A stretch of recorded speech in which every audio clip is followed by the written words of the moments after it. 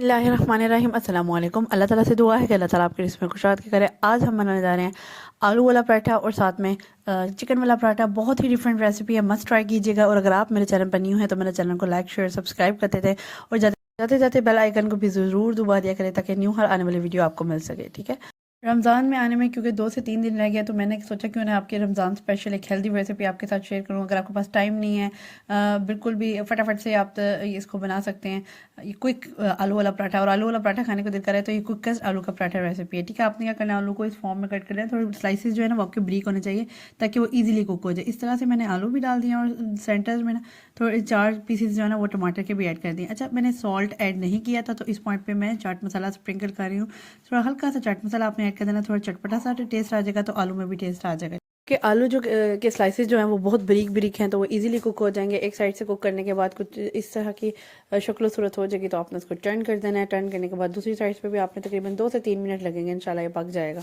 فٹافٹ سے کوئی ریسیپی ہے۔ اس کے بعد یہ چاٹ مسالہ دوسری سائڈ پہ بھی میں نے اسپرنکل کر دیا ہے۔ اس کے بعد میں نے 2 انڈے لے لیے، اس میں تقریباً 2 اینڈ ہاف سرونگ اسپون میں نے اس میں دودھ ایڈ کر دیا ہے۔ نمک اپنے ٹیسٹ کے لحاظ سے آپ نے ایڈ کر لینا ہے جتنا آپ لیتے ہیں۔ نمک، کالی مرچ اور ساتھ میں لال مرچ میں نے اس میں ایڈ کر دیا، اور ساتھ میں اس میں نا سارے اسپریڈ کر دوں گی۔ اس میں نا پراپر طریقے سے نا آپ نے ہر جگہ ایڈ کر دینا ہے جہاں پہ نا اپنے پراٹھا آ جائے آپ کا، ٹھیک ہے۔ اچھا، پراٹھا جو ہے وہ میں نے ابھی جو میں لے رہی ہوں، ابھی روٹی جو میں نے بنائی ہے وہ گھر کی روٹی یہ میں نے بنائی ہے، تقریباً پراپر کوک نہیں کیا۔ اگر آپ کو نظر آ رہا ہے تھوڑی سی میری رہ گئی تھی کوک ہونے والی تو میں نے اسی پہ اس کو نا وہ کہتے ہیں سیکنا، پراپر نہیں سیکنا ہے اس کو، ٹھیک ہے۔ اس فارم میں بس آپ نے سیک لینا، تھوڑی تھوڑی ہلکی ہلکی سیکی ہو آپ کی روٹی۔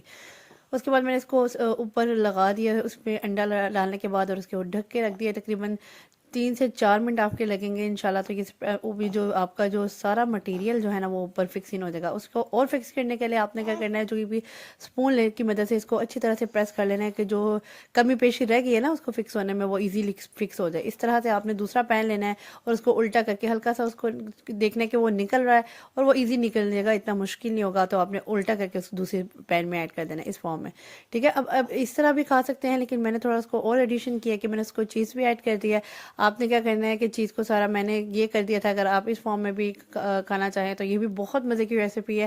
میں نے چیز کو ایڈ کر کے اس کو تھوڑا سا کور کیا اور وہ چیز میلٹ ہوئی ہے تو اس کو نکال لیا، اور یہ جتنا کرنچی کرسپی کرنا چاہے اٹس اپ ٹو یو، آپ کر سکتے ہیں۔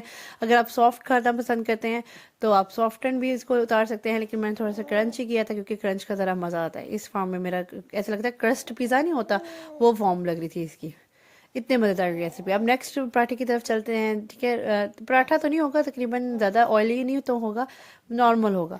اس میں میں نے کیا کیا، پھر آئل کو جو گریس کر لیا پین کو آئل کے ساتھ۔ یہ میں نے نا جب قیمہ بنایا تھا چکن کا تو اس میں نے اس طرح سے نا ایک سرکل سے کاٹ لیے تھے۔ کوئی بھی آپ کے گھر میں کوئی کیا کہتے ہیں نا کوئی سانچا، کوئی اس طرح کی کوئی چیز ہو، کوئی کور ہو تو اس کی مدد سے نا آپ ایزیلی اس کو نا کٹ کر سکتے ہیں۔ اچھا، اس پہ بھی نا میں تھوڑا چاٹ مسالہ چٹپٹا کرنے کے لیے ہلکا سا چاٹ مسالہ اسپرنکل کروں گی۔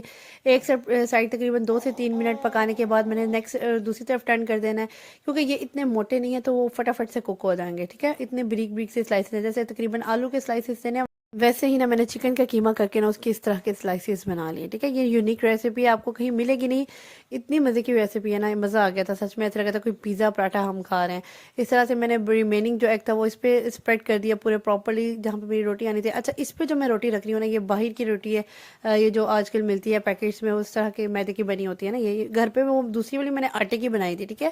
وہ کسی میدے کی نہیں بنائی تھی، سمپل گھر کا جو آٹا ہوتا ہے نا، گندم کا آٹا، اس کی میں نے روٹی بنائی تھی۔ روٹی جو ہے وہ میں نے پراپر نہیں سیکی تھی، اس طرح سے وہ اس کے اوپر رکھ دی تھی، وہ بھی اتنا مزیدار، سب پتہ ہی نہیں لگ رہا تھا کہ کون سی وہ روٹی کون سی والی میں نے کس میں ڈالی ہے، ٹھیک ہے۔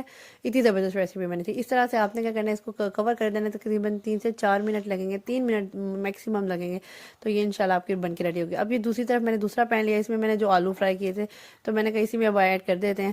اس طرح سے میں نے کیا تو یہ دیکھیں کتنی فائنل لک کتنی مزیدار سی اس کی لگ رہی ہے۔ آپ اس طرح بھی اس کو کھا سکتے ہیں، لیکن میں نے اگین تھوڑا ایڈیشن کیا ہے کہ میں نے اس میں چیز ایڈ کر دی ہے، ٹھیک ہے۔ ایڈیشن کرنا تو لازمی ہوتا ہے نا کچھ مزیدار سے کرنے کی دل کرتا ہے۔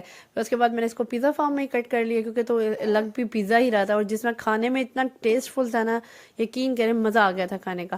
اس طرح سے میرے پاس یہ املی کی چٹنی اسٹور کی ہوئی تھی جو میں نے آپ کو بنانا سکھائی ہے، یقین کریے اتنی مزیدار املی کی چٹنی ہے نا، ہر ایز اے سوس میں نے آپ کو کہا تھا یوز کر سکتے ہیں، تو میں نے سوچا آج اس کے ساتھ ٹرائی کر کے دیکھتے ہیں کیسا لگتا ہے۔ دوسری طرف میں نے کیا کیا، کیچپ ایڈ کر دی ہے۔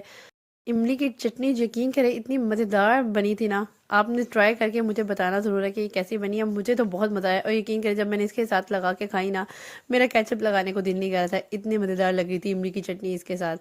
یہ آپ رول, سموسے, دہی بڑے, کسی بھی چیز کے ساتھ آپ کھا سکتے ہیں. یہ دیکھیں کتنے زبردست لوگ کھا رہے ہیں اس فارم میں. اچھا یہ بچی ہوئی روٹی کے ساتھ بھی میں نے آپ کو بتا رہی تھی کہ آپ کر سکتے ہیں. یہ اتنا مزیدار بنے گا تو وہ بالکل ایسے نارمل ہی ہو جائے گی اس طرح سے. دیکھیں ایسے پیزے والی لک آ رہی ہے, کتنی اس کی تھکنیس دیکھیں. تو اس فارم میں نے بتا رہی ہوں کہ میرا کیچپ لگانے کو دل نہیں کر رہا تھا, اتنا مزہ آیا تھا اس کے ساتھ. آج کی ریسیپی میری کمپلیٹ ہے. اگر آج کی ریسیپی میری آپ کو پسند آئی ہے تو do follow me and subscribe to my channel. Next انشاءاللہ اس سے بھی مزیدار ویڈیو لے کر حاضر ہوں گی. اگر آپ کو میری ویڈیو پسند آتی ہے تو لائک شیئر سبسکرائب کر دیا کرو, اور شیئر کیا کریں ود فرینڈس اینڈ فیملی, تاکہ وہ بھی یہ مزیدار سی چیزیں ریڈی کر سکیں. نیکسٹ انشاءاللہ اس سے بھی مزیدار ویڈیو تک کے لیے اللہ حافظ.